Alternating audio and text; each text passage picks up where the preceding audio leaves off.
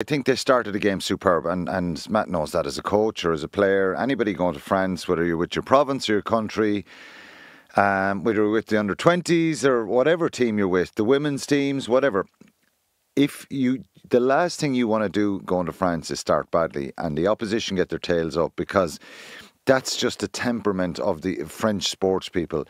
When they get the crowd behind them and they build confidence, they can be phenomenal because they have incredible athletes, all their sports teams, and it's a massive country. The profile of people they can pick in their teams. They're very athletic always. So if they get confidence, get self-belief, and historically going back when I started with Munster in 96, 97 season, going down to France, we had some harsh lessons earlier on.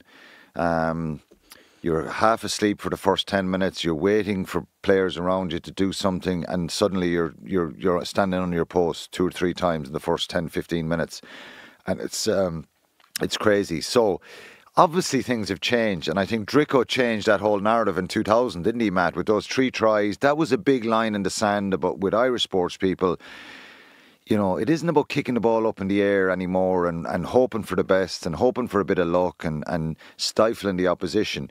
We've seen a great transition, but we've seen a kind of a self-confidence and self-belief that, you have to, the mental side of it is important.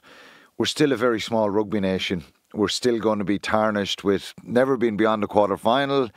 But I think what this team proves last Friday night is there's exceptional players here and they haven't gone away. And it's exciting in a sense that, Calvin Nash comes in, Jack Crowley starts, Joe McCarthy.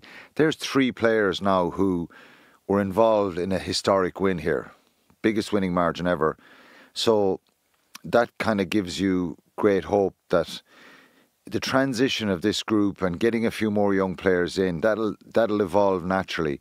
But Friday night was big. So they started well. You said it there, Stuart, from the word go.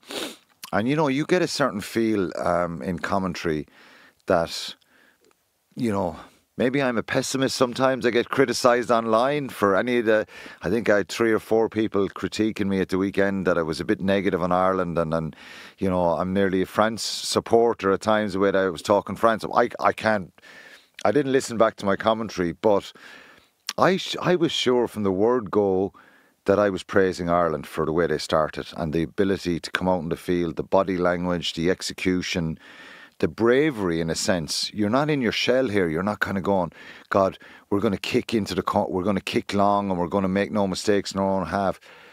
They were on the front foot from the word go, and I think it was an exceptional performance. And I know Paul Willems says sent off, but I still say this with conviction. Ireland are winning that game even if Paul Willems is on the field for 80 minutes. Not by the same scoreline, but I think they're winning the game because mentally, physically, and from a tactical point of view, they were on it the other night. And that was probably the key going into the game. That was the question mark that we all had. Both these teams suffered horrendous, disappointing losses in the quarter-final. How would they psychologically be? Sport is about picking yourself back up off the ground, and it's difficult at times. And this Irish team were badly affected after that World Cup because we genuinely had a team, for the first time ever in my involvement in playing in World Cups and commentating in World Cups, we genuinely, it wasn't like Ireland being cocky. We had a team that were good enough to actually win a World Cup. You need a few breaks. South Africa, wonderful side, unbelievable players, but they got their bit of luck in that quarter-final against France.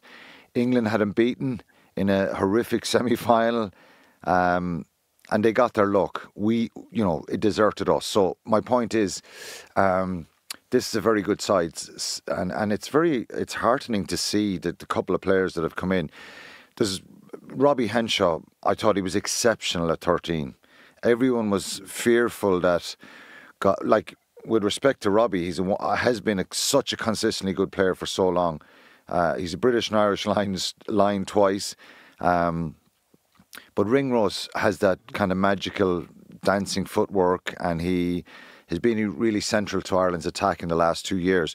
So there was a little bit of a fear there. No Johnny Sexton. I just thought the way they coped was exceptional. And I keep saying it, people... Do the Irish coaches deserve a bit of criticism for the World Cup loss? Possibly, in a sense that maybe they should have rested players more. That's the only thing that I could look at and say. Some people were saying, well, Jack Crowley should have come on with 20 minutes to go. Hindsight's a great thing. I don't think that Ireland team were fatigued in that quarter-final. That's my opinion as a player. They were well rested, well prepped going into that tournament. I don't think fatigue was the issue. When you lose the game, people can pick holes in it. So, I think Andy Farrell has been amazing. And I think he's very central to what the mentality was of that Irish team going out the other night. They were like a group of people who were comfortable, recovered from the disappointment, but also very determined and inspired. So, look, it healed some of the wounds from the World Cup. That's still going to be there. But they can't change that now. This is the next thing. People are asking me in the build-up to this French game, oh, sure, it doesn't really matter. It's hard to get up for this. It's a bit of an anticlimax. Yes, true. But as a sports person, it's the next thing involved. You can only learn from the past. The disappointment is there, but you're now going into a cauldron in the south of France. You have two options here. You can sink or swim, and they swam, and they performed brilliantly. So, nearly frustrating. Matt is talking about there was a good few of us in the hotel across the road from from the stadium the other night, and I think Drico said it at one stage. It's nearly more frustrating and more disappointing because they proved tonight that they're an exceptional team. And but it is what it is. I think all the coaches deserve credit and the players for it, and they put themselves in a real good position now. They won't want us saying it, but no team has ever won back-to-back Grand Slams in the Six Nations in the modern era, and they have a chance to be the first team to do that. And they should expect to do it if that's their standard. It's going to be difficult, and they may, have a few stumbles along the way because it's not. But they're favourites to do that now, and I think it's really pleasing that start on Friday night.